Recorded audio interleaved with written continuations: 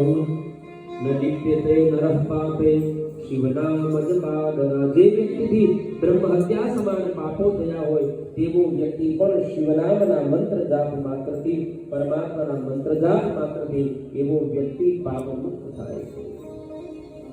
વિલોકે વેદાન અખિલાન શિવનામ જપ પરમ સંસાર તરણોપાય ઇતિ પૂર્વમ વિનિશ્ચિતમ.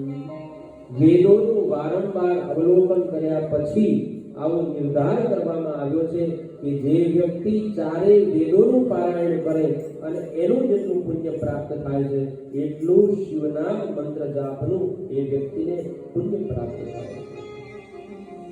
શિવનામ પ્રભાવેણ લેભે સંગતિમુત્તમામ ઇન્દ્રદ્યુમ્ન નૃપઃ પૂર્વમ મહાપાપયુતો.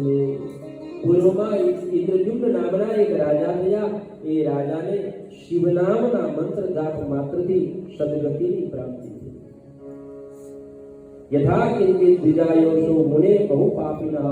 કોઈ પણ બ્રાહ્મણ અથવા તો ક્ષત્રિય વૈશ્ય શૂદ્ર કોઈ પણ વ્યક્તિ જો અઘોર પાપ થાય છે તો તેવો વ્યક્તિ પણ શિવનામના મંત્ર જાપ માત્રથી બધા જ પ્રકારના પાપોમાંથી મુક્ત થઈ જાય છે.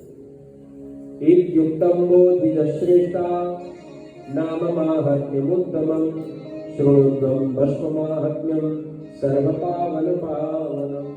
આવો હવે મુનિઓ, તમે મારી પાસેથી શિવનામનો મંત્ર જપ કરવાથી પાપમાંથી મુક્ત થાય સાંભળ્યો. આવો હવે